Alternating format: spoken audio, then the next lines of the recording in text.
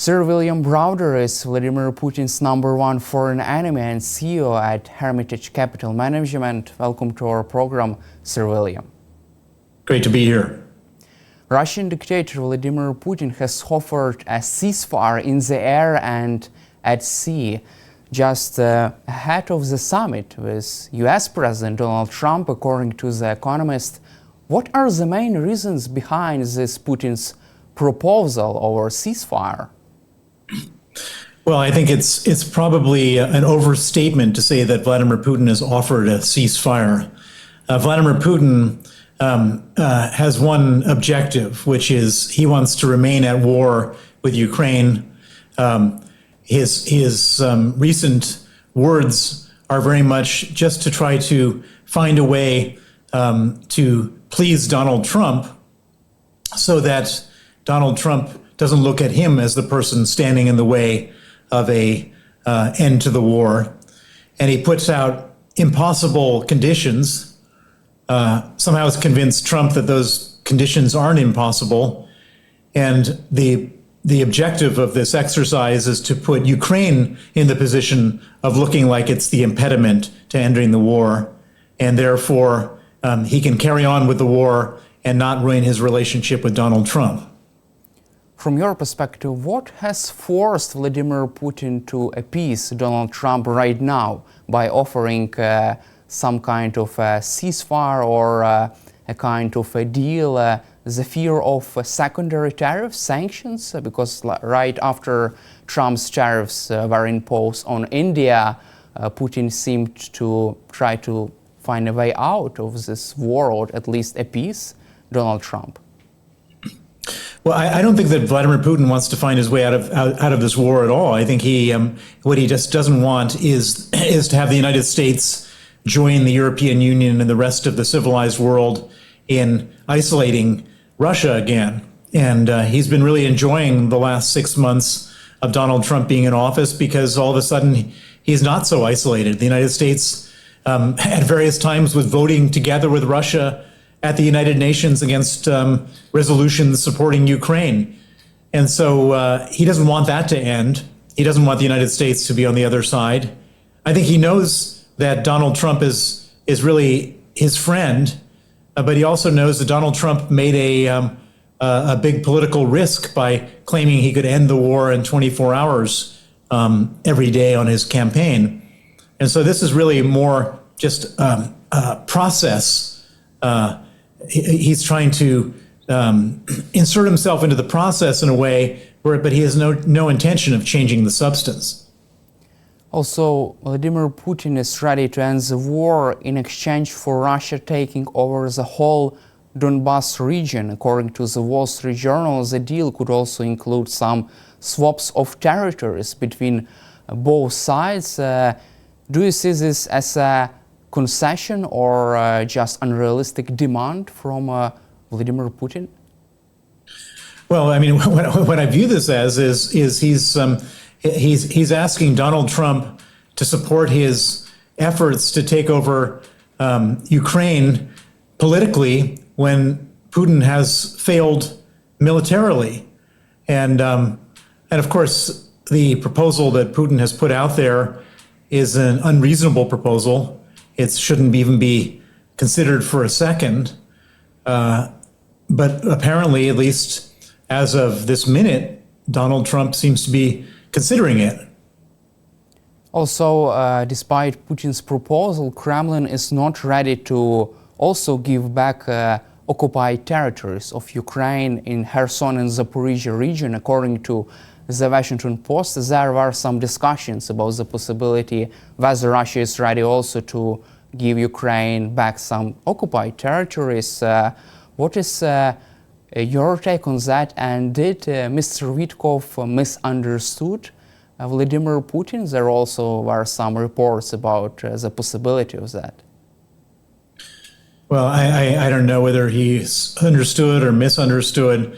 What I can say is that I know how conflicts between Russia and their enemies work, and Russians, when they're in conflict, don't ever back down. They don't ever make compromises. They don't ever say, I'll give you a little bit of this if you take a little bit of that, and so on and so forth.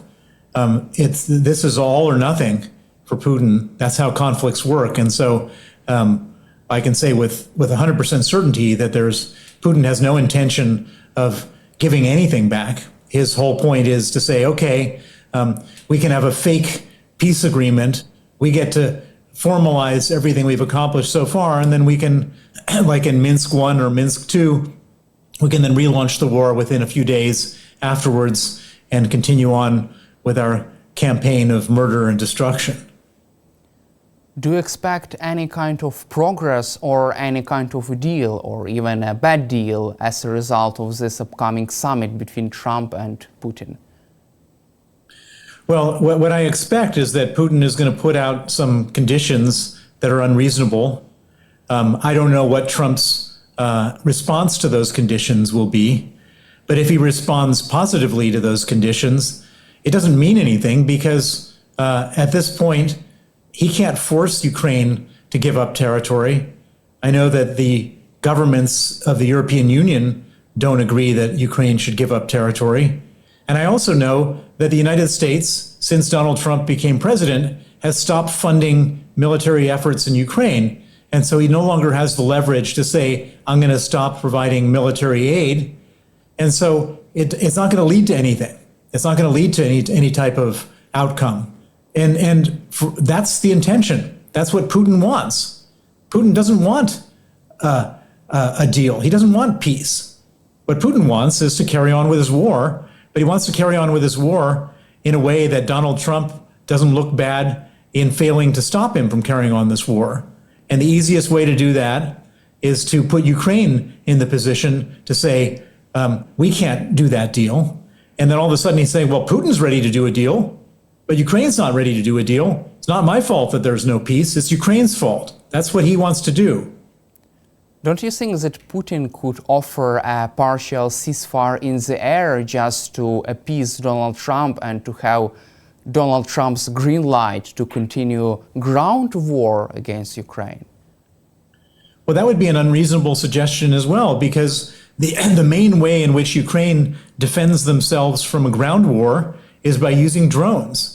Drones to attack the invaders and drones to attack various other parts of the Russian establishment.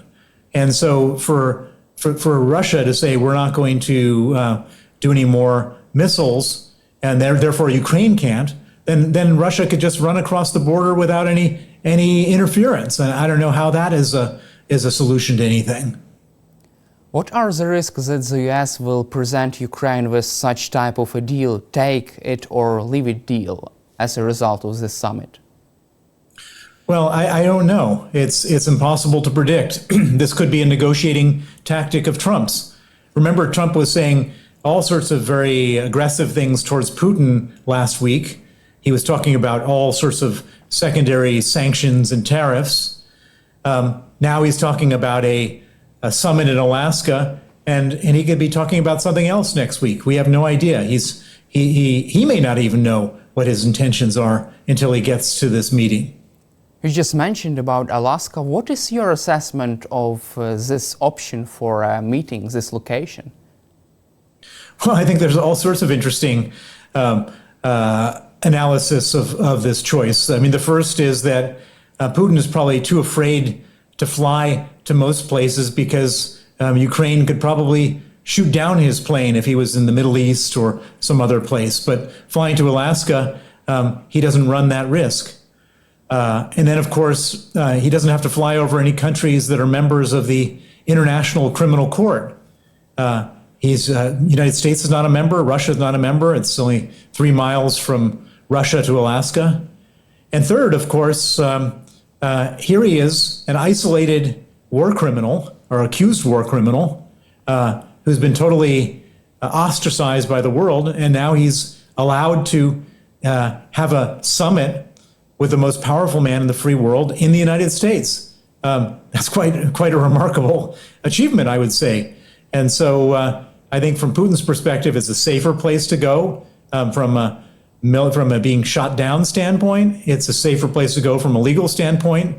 and he achieves some political success by going from sanctions one week to a summit the next week.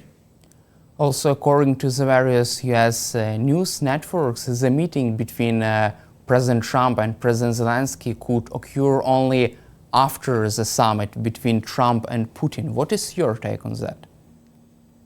Well, at the moment, there are two countries at war, Russia and Ukraine.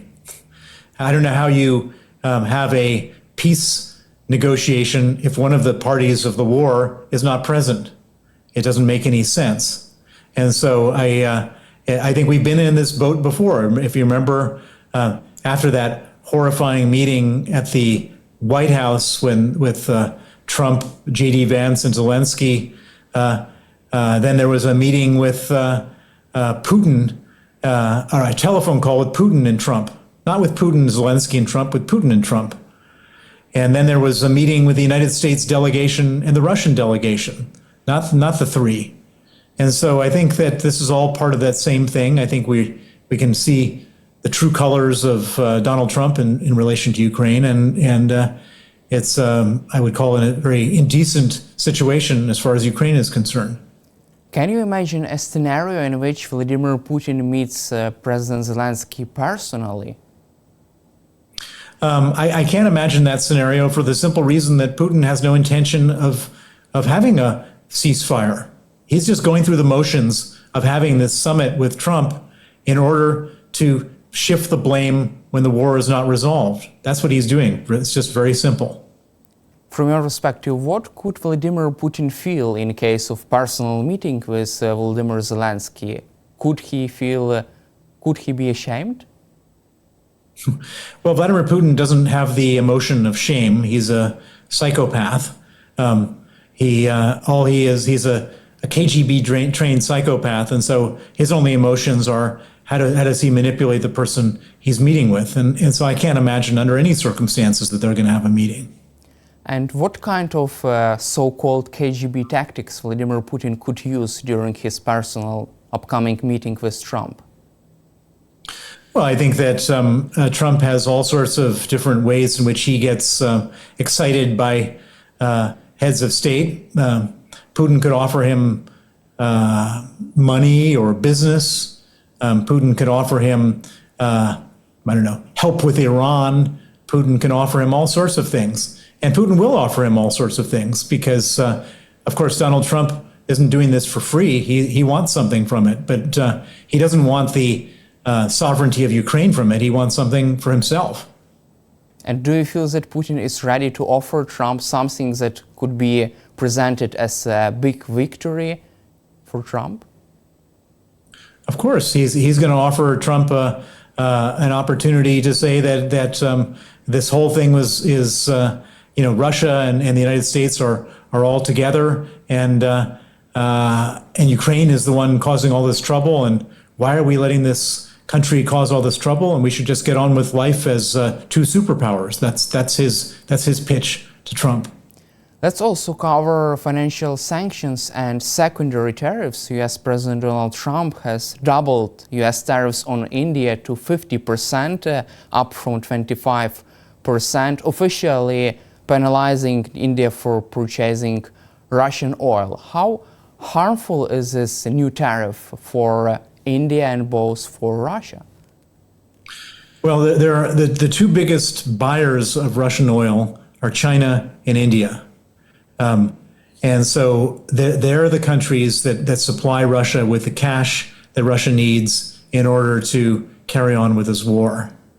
And cutting out one of those countries is quite helpful. I don't know if the Indians have stopped buying Russian oil. It doesn't look like it just based on the oil price. It's not gone up dramatically.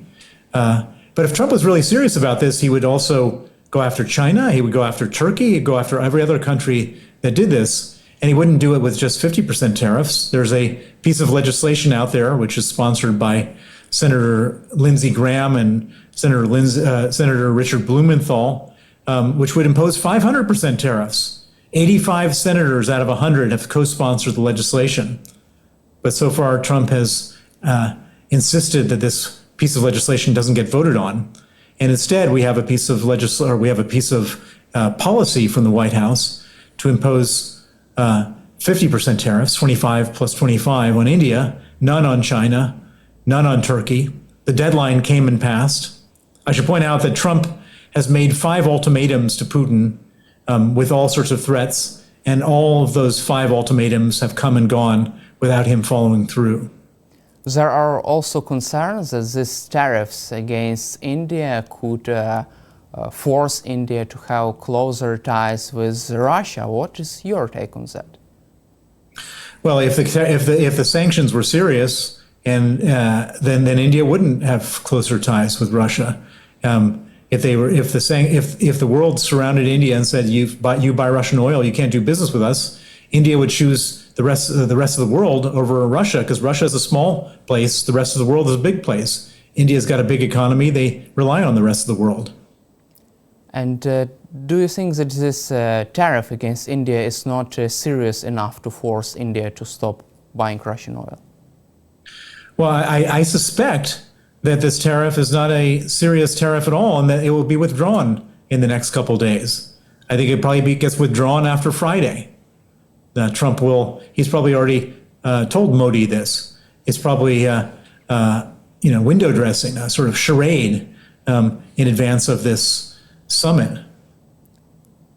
What was the main aim of this tariff? Do you see this as a negotiating tactic? Well, if it was sincere, it would be a really good policy. As I said, India buys an enormous amount of oil. I think the numbers are, since the beginning of the war, they've bought more than $300 billion worth of oil from Russia. That's $300 billion that Russia has to spend on the war. And so if you cut that off, that's very meaningful. But it's not clear that is being cut off. It's not even clear what's going on, because none of the other countries have been sanctioned or tariffed. And it's not clear what's going to happen after Friday and this week as far as India is concerned. It also seems like Donald Trump is not yet ready to impose a high tariff on China over the purchasing of Russian oil. What are the chances for this? Well, I think the chances are quite low. I think it's unfortunately not in the cards. We'll see. Maybe I'm wrong, but this of course would make a big difference, but I don't see it happening. If these negotiations this Friday in Alaska fully collapse, what could and what should President Trump do? Well, I've always thought that President Trump should supply weapons to Ukraine and should cut off Russia's ability to sell oil to the rest of the world. Those two things would make a huge difference. Let's also cover a recent news publication by the New York Times about the Putin's inner circle. There was an interesting publication about the role of Mr. Kozak, the former close aide to Vladimir Putin. According to the New York Times, he was the only one senior Kremlin officials who did not support Russia's war against Ukraine. He also urged Putin not to invade Ukraine. What is your take on this interesting information about the only one person who was against this war? Well, I guess he probably should stay away from tall buildings, private jets, and drinking tea. That's my analysis of Putin. Doesn't tolerate anybody who's truly against him, and if this is true, then that's not. I wouldn't bet on a long life for this particular individual. Do you feel that there could be some other opinions in Putin's inner circle right now about the possibility about the ceasefire deal, the need for Russia to have peace? Russia is an authoritarian dictatorship. Opinions of anybody other than the dictator don't matter. And so it's irrelevant what anyone else thinks. And I'm sure there's lots of different opinions and thoughts, but I'm also sure that those people are not expressing those opinions and thoughts because they understand that doing so could be certainly unprofitable and potentially very dangerous. However, public opinion in Russia seems to be more supportive for a peace deal with Ukraine. What is your take on that also? Well, again, in a dictatorship, public opinion is irrelevant. It doesn't matter what people think. I think that in the end, Russian people, of course, I mean, they should be totally against this war. I mean, can you imagine how awful it is to be a young Russian man and being sent into this battle where you're almost certainly going to die? How can anyone like that? How can the people going to die like it? How can their wives and mothers and daughters and sons like it? I think everybody would like to live in a normal country that's not at war. But it doesn't really matter what they think. All that matters is what Vladimir Putin thinks, and he wants to continue this war. Let's also cover our final topic, the deal, American-backed deal between Armenia and Azerbaijan. According to The Economist, this deal would weaken Russia in the region. Do you support this opinion? Well, Russia already has been weakened in the region. If you remember, there was this, Russia was supposed to be defending Armenia from Azerbaijan. And because Russia got distracted in I guess all their resources in Ukraine, Azerbaijan invaded Nagorno-Karabakh and seized territory. And so as a result, Russia has lost its influence over Armenia. And I think that this is potentially one of the other symbols of the whole thing, is by having these two presidents at the White House under Trump, not at the Kremlin under Putin. Do you see this as a good sign, at least? Well, anytime that Russia is weakened, I see it as a good sign. And I mean, it's not a good sign to have Armenia invaded by Azerbaijan, but it's a good sign that Russia is losing its international influence because they've overextended themselves. That's helpful in the long term, for sure. Also, the same thing happened to Russia in Syria. And thank you, Sir William, for your time and for your support for Ukraine, and glory to Ukraine. Thank you.